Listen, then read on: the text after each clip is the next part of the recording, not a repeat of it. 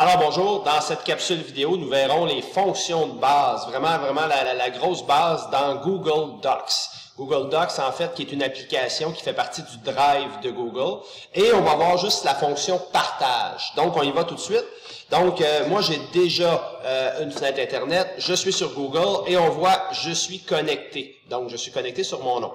Donc, première chose, on veut aller dans notre Drive. Donc, l'application nous permet d'aller dans le Drive. Le Drive, je vous rappelle, c'est notre espace d'enregistrement, mais c'est aussi notre espace de création. Donc, moi, si je veux créer un Google Docs, c'est-à-dire un traitement de texte, je vais aller dans « Nouveau ». Ça, c'est quand je vais en créer un nouveau. Donc, je vais aller dans Google, et là, ils vont me proposer soit un document vierge, soit à partir d'un modèle. Moi, je vais prendre un document vierge, ça me permet de faire exactement ce que je veux faire. Et là, j'arrive ici. Par défaut, il n'y a pas de titre et je pourrais déjà venir donner le titre à, bon, moi dans ce cas-ci, ça va s'appeler « Mon travail perso ». Donc, voici le titre. Et là, je serais prêt déjà à commencer à travailler. Ce qui est très pratique avec la fonction, avec l'application Google, c'est que les enregistrements se font directement. Donc, j'ai donné mon nom, mais à mesure que je vais faire des modifications, les enregistrements vont se faire automatiquement, puis je vais le voir ici inscrit. Donc, on y va avec les fonctions de base. Tout d'abord, vous reconnaissez le gras,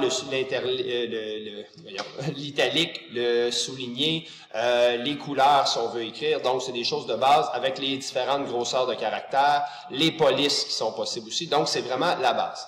On va y aller si on veut faire une en-tête. Donc, si je veux faire une en-tête, disons que je commence ici à gauche avec la date d'aujourd'hui. La date d'aujourd'hui, nous sommes le...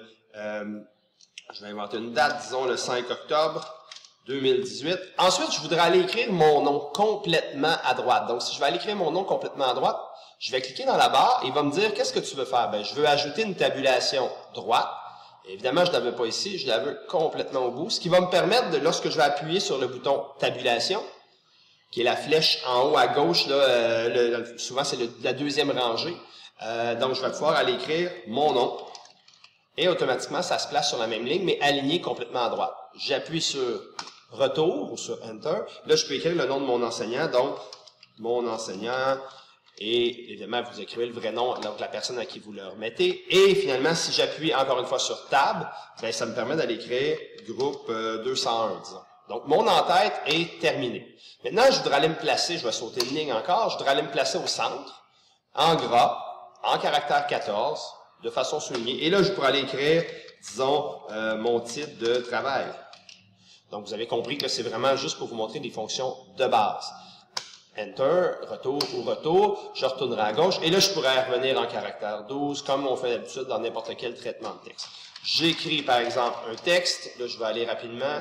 Donc, ce que je vais faire, je vais copier, donc j'ai pris des fonctions rapides, et coller, dans le fond, dans le but d'avoir un petit paragraphe. Donc, je fais un petit paragraphe, donc je fais ça très rapidement.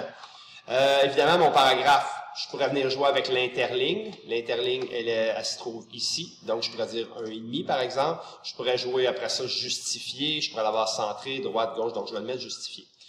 Ensuite, disons que je fais retour, je veux insérer une image. Donc, ce que je pourrais faire pour insérer une image, ben, je pourrais simplement, je vais m'ouvrir une fenêtre de plus. Je vais aller, je suis dans Google, ça tombe bien. Je vais aller dans la section images et disons que je vais avoir quelque chose de très simple, là, disons golf.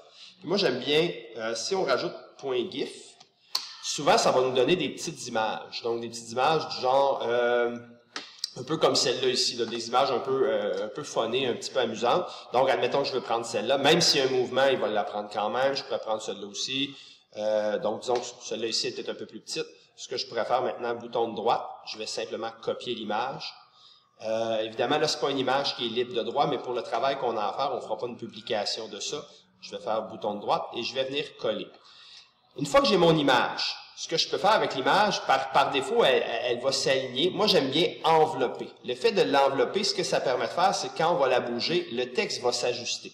Présentement, on voit que l'image, c'est une image statique, évidemment, elle ne bouge plus. Si jamais j'ai trop grand d'image, je peux cliquer sur l'image et venir faire rogner.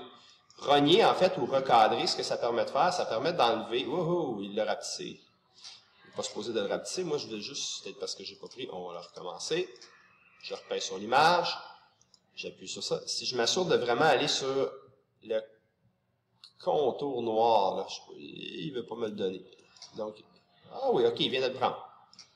Donc, vous voyez, mon bonhomme ne se modifie pas de grandeur, mais ce que ça fait, c'est que maintenant, mon image est un petit peu plus petite, donc elle va moins faire bouger mon texte. Alors, voilà pour l'image.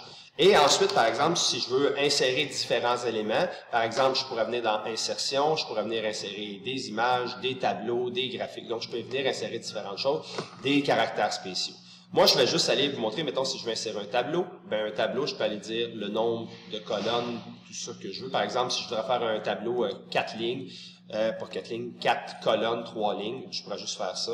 Et ensuite, je pourrais dire, ben, je veux avoir tous mes éléments dans le tableau, au centre ou à droite. Donc, mettons au centre. Je pourrais dire aussi que tous mes titres, je les veux en gras, je les veux soulignés, je les veux un petit peu plus gros. Et là, je pourrais venir après ça écrire un premier titre ici, un autre ici, et un pour chacun de mes colonnes. Ensuite, pour terminer, disons que je veux partager mon document. Si je veux partager mon document, c'est-à-dire inviter des gens qui viendraient travailler avec moi, ça nous permettrait d'être 2 personnes ou même plus sur le même document à la fois. Donc, ce que je peux faire, ou simplement pour demander à quelqu'un d'y mettre des commentaires ou des choses comme ça, je vais juste aller dans Partager. Et une fois dans Partager, je dois écrire l'adresse de la personne. Donc, par exemple, moi, si je veux partager avec, disons, cgrandmont450gmail.com. Je veux partir, donc ça me prend l'adresse de la personne. Donc, ici, dans votre classe, c'est assez simple, les gens sont à côté, vous allez être capable d'avoir leur adresse. C'est leur code COBA, a-commercial-education-esj.com. Une fois que vous avez ça, vous pouvez mettre plusieurs personnes. Et vous allez devoir dire qu'est-ce que vous permettez à ces gens-là. Est-ce que vous permettez de modifier ce que vous faites? Est-ce que vous leur permettez seulement de mettre des commentaires ou seulement de lire ce que vous avez mis? Évidemment, on veut que les gens puissent travailler avec nous en équipe, donc on leur fait confiance, on leur donne une modification. J'aurais pu aussi obtenir ce qu'on appelle un lien de partage. Et un lien de partage me donne un lien Internet et ça me permet de l'envoyer aux gens pour qu'ils puissent consulter mon document. Et dépendamment aussi des permissions que j'ai données, ils pourraient peut-être même pouvoir le modifier. Mais moi, dans ce cas-ci, j'ai mis modifiable et je pourrais envoyer. Donc, automatiquement, la personne, là, ça me dit que la personne n'est pas dans Éducation ESJ, ça, c'est pas grave. Donc, ça me dit que la personne, elle vient de se faire partager mon document. Comment on fait pour voir lorsqu'on a quelque chose de partagé? Vous venez de recevoir quelque chose. Comment vous faites? Bien, quand vous revenez ici, vous êtes dans votre fenêtre d'accueil, vous avez un onglet ici à gauche qui s'appelle « Partager avec moi ». Donc, si je clique là-dessus, ben, je vais recevoir, voici tous les éléments qui ont été partagés avec moi. Donc, ça, c'est des fichiers et je pourrais cliquer dessus et venir les travailler. Même si c'est pas moi qui étais la personne qui avait créé ces fichiers-là au départ, ben, j'ai accès maintenant à ces fichiers-là. Donc, puis, si je veux terminer mon travail, ben, je peux simplement, si c'est un élément que je dois remettre, il va y avoir un bouton « Remettre » ici. Sinon, ben, j'ai simplement à le fermer. Il s'est enregistré tout seul.